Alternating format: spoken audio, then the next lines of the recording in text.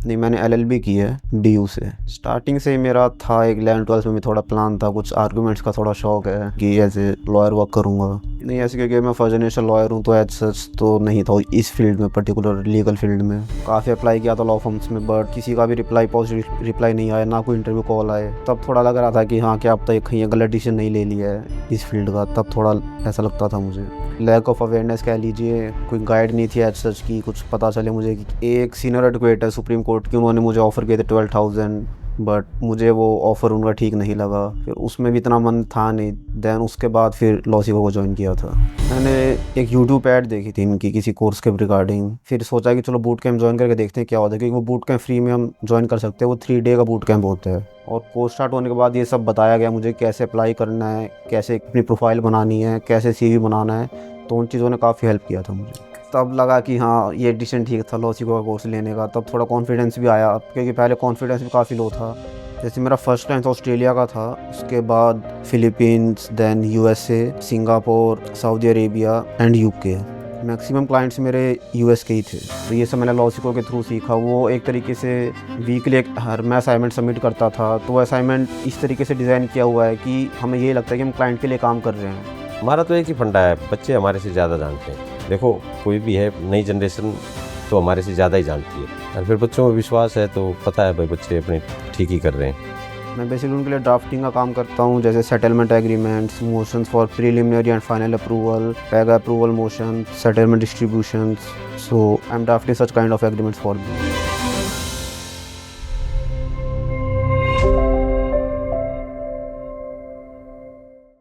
Hello प्रवेश, how are you? या हाय दीपक, I am good. और बताओ क्या चल रहा है जिंदगी में आजकल? बस अभी तो एक काम ही चल रहा है।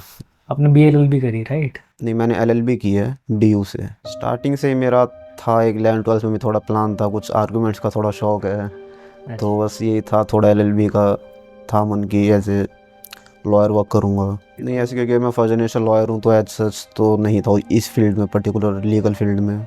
अभी क्योंकि फ़ॉरेन बार एग्ज़ाम की तैयारी कर रहा हूँ, कैलिफोर्निया बार एग्ज़ाम की। अगर वो हो जाता है उसके बाद देखते हैं आगे कैसे क्या रहेगा प्लान। वो 1 साल तो काफ़ी डिफ़िकल्ट था, क्योंकि पास आउट हो चुका था, काफ़ी अप्लाई किया था लॉ फर्म्स में, बट किसी का भी पॉजिटिव रिप्लाई नहीं आया, ना कोई इंटरव्यू कॉल आए।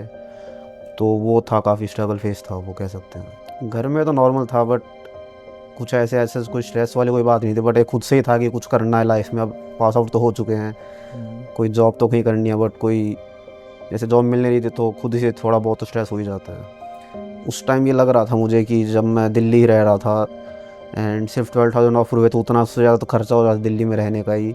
तब थोड़ा लग रहा था कि हाँ, क्या अब तक कहीं गलत डिसीजन नहीं ले लिया है इस फील्ड का। तब थोड़ा ऐसा लगता था मुझे।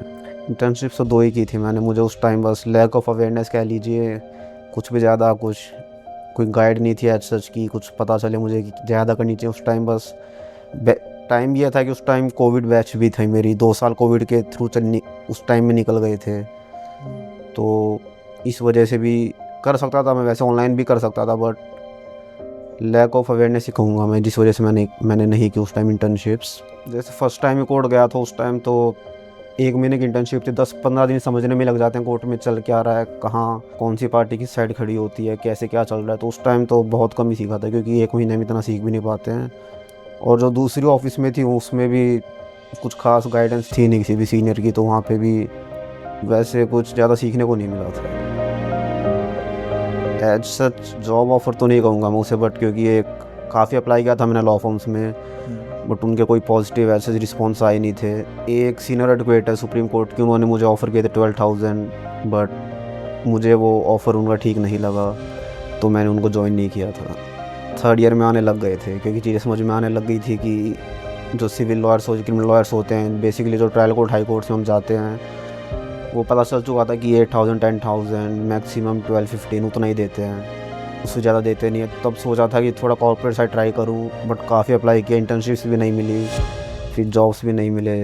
दैन फिर थोड़ा प्लान किया कि जुडिशरी की तैयारी करूँ, फिर उसमें भी इतना मन था नहीं। दैन उसके बाद फिर लॉसिको को ज्वाइन किया था। मैंने एक यूट्यूब ऐड देखी थी इनकी किसी कोर्स के रिगार्डिंग। वो बात है अराउंड जनवरी 2023 की, एक बूट कैंप के रिगार्डिंग देखी थी वो मैंने फिर सोचा कि चलो बूट कैंप ज्वाइन करके देखते हैं क्या होता है, क्योंकि वो बूट कैंप फ्री में हम ज्वाइन कर सकते हैं। वो 3 डे का बूट कैंप होता है।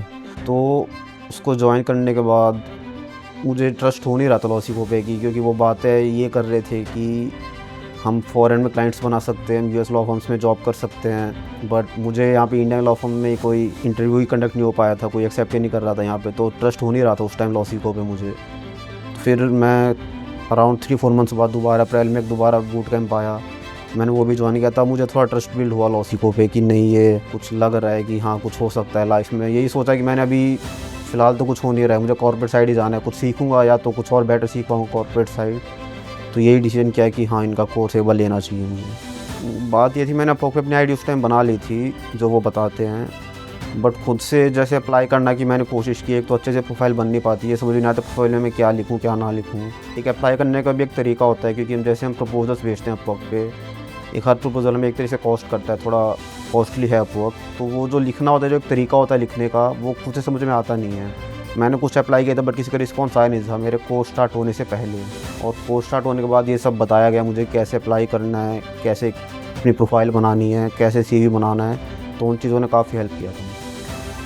तब लगा कि हाँ ये डिसीजन ठीक था लॉसिको का कोर्स लेने का, तब थोड़ा कॉन्फिडेंस भी आया, क्योंकि पहले कॉन्फिडेंस भी काफ़ी लो था, क्योंकि मैं उस टाइम 25 पर प्रपोजल सेंड कर चुका था, किसी का पॉजिटिव रिस्पॉन्स आ नहीं रहा था अपॉक पे भी। वो मेरा 26 प्रपोजल था जिसमें मुझे वो पहला क्लाइंट बना था, तो स्टार्टिंग में तो मुझे भी काफ़ी टाइम लग गया था फर्स्ट अपॉर्चुनिटी गैदर करने में अपॉक पे। मैंने बंडल ऑफ कोर्सेज लिए थे लॉसिको के, जैसे 3 कोर्स थे, एक तो इंडियन कॉर्पोरेट लॉ का था, एक M&A का था और एक US कॉर्पोरेट लॉ का था। सबसे ज़्यादा हेल्पफुल तो मुझे US कॉर्पोरेट लॉ का रहा था, क्योंकि उसी में सबसे ज़्यादा मैंने एग्रीमेंट्स को ड्राफ्ट करना सीखा था जो बिजनेसेस यूज़ करते हैं, जैसे कॉर्पोरेट साइड हम कॉर्पोरेशंस और LLC में यूज़ होते हैं बिजनेस एग्रीमेंट्स, मैंने ड्राफ्ट करने सीखे थे, और उन्हीं के रिगार्डिंग ज़्यादा अपॉक पे काम भी आता है, तो वो ज़्यादा यूज़फुल था। जैसे मेरा फर्स्ट क्लाइंट ऑस्ट्रेलिया का था, उसके बाद Philippines, then USA, Singapore, Saudi Arabia and UK। Maximum clients मेरे US के ही थे। कॉलेज में तो बेसिकली हम सिर्फ लॉस पढ़ते हैं, उनको कैसे इम्प्लीमेंट करना है, उनसे हम कैसे फर्दर फर्म्स में जॉब कर सकते हैं वो हमें नहीं सिखाया जाता, क्योंकि लॉ फर्म से एक अलग चीज़ हमसे डिमांड करती है।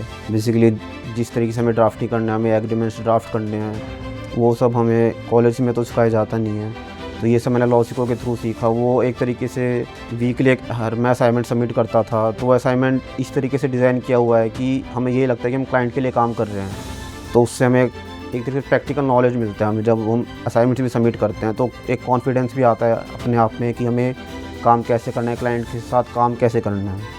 तो जो फ्रेशर्स होते हैं उनको भी अंदर भी एक तरीके से कॉन्फिडेंस आ जाता है उन असाइनमेंट्स के थ्रू ही। अपवर्क पे तो सारे मैंने खुद से आउटरीच करके ही बनाए हैं, बट वैसे मैंने अराउंड लॉसिको की तरफ से मुझे 10-12 काम असाइनमेंट्स मिले थे, पेड असाइनमेंट्स थे वो स्टार्टिंग में, तो उससे भी बेसिकली मैंने एग्रीमेंट्स भी ड्राफ्ट किए थे अलग अलग क्लाइंट्स के लिए, तो उससे भी थोड़ा कॉन्फिडेंस आया था क्लाइंट्स के लिए काम कैसे करना है, और थोड़ी इनकम में भी हेल्प हो गई थी, क्योंकि वो सारे असाइनमेंट्स पेड थे।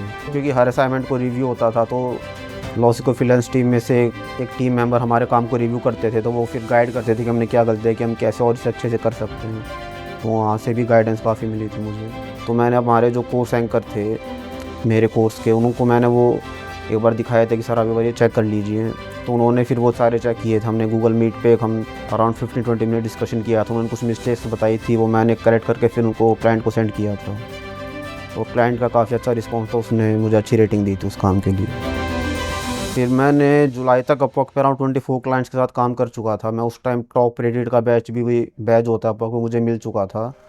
फिर उसके बाद एक जॉब पोस्ट हुई थी अपवर्क पे ही, एक कैलिफोर्निया बेस्ड लॉ फर्म, उन्होंने जॉब पोस्ट की थी, तो मैंने अप्लाई किया था। फिर मेरा इंटरव्यू लिया उन्होंने, और उसमें मेरा अपवर्क के जो काम किए हुए थे मैंने उनको वो सब बताए थे डिटेल में, तो उसके बेसिस पर उन्होंने मुझे हायर किया था, और अब मैं उन्हीं के साथ काम कर रहा हूँ।